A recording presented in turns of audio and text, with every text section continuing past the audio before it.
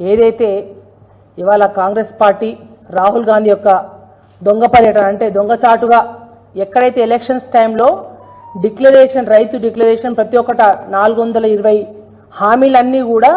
వరంగల్ సభలో రాహుల్ గాంధీ గారు అనౌన్స్ చేసి అక్కడి నుంచి ఎలక్షన్స్లలో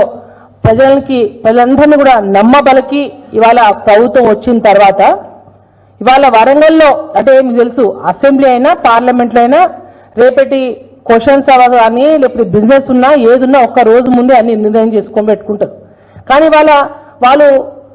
ఆయన ఒక రహస్య సమావేశం అయితే సుప్రభా హోటల్లో పెట్టాలని నిర్ణయించుకుర్రో ముందు సమాచారం ఏమో ఒక పీసీసీ ప్రెసిడెంటే రావాలి, రేవంత్ రెడ్డి రావద్దు అని చెప్పేసి ఓ మాట వాళ్ళు అనుకొని మళ్ళీ చిట్ట చివరిలో వాళ్ళకే ఇంటెలిజెన్స్ రిపోర్ట్ ద్వారా ఏ సమాచారంలో అరే ఇప్పటికే తెలంగాణ రాష్ట్రంలో నిన్న మీకు తెలుసు కేటీఆర్ గారు స్పష్టంగా కూడా కోస్గిలో ఏదైతే లగచర్ల రైతులందరితోని అక్కడ మీకు నిన్న రైతు ధర్నా పెట్టినరో నేను అక్కడ అటెండ్ అవ్వడం జరిగింది. అసలు ప్రజల్లో పూర్తి వ్యతిరేకత ఆడ కనపడి స్పష్టంగా కేటీఆర్ గారు ఒక సవాల్ విసిరు,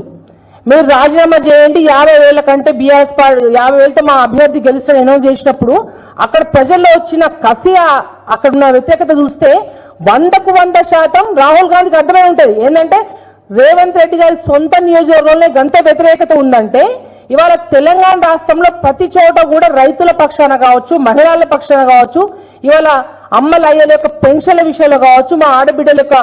తులం బంగారం ఇస్తామన్న విషయం కావచ్చు, రకరకాలుగా చెప్పుకుంటే ప్రతి ఒక్క విషయంలో వాళ్ళ 420 ఇచ్చిన హామీలు 420గానే మిగిలిపోతాయి తప్ప వాళ్ళ చరిత్రలో నిలిచిపోతారు. ఏంటంటే ఇటువంటి దొంగ హామీలు ఇచ్చి ప్రజలతో ఓట్లు వేయించుకున్న తర్వాత ఇవాళ వాళ్ళు తిరుగుబాటు చూస్తా ఉన్నారు. అంటే నేను అనుకుంటే అతి తక్కువ సమయంలో కాంగ్రెస్ పార్టీ 1 సంవత్సరం కాలం 14 నెలల కాలంలోనే ఇంత వ్యతిరేకత మూట కట్టుకుందంటే రేపు రానున్న రోజులు ప్రజలు తప్పకుండా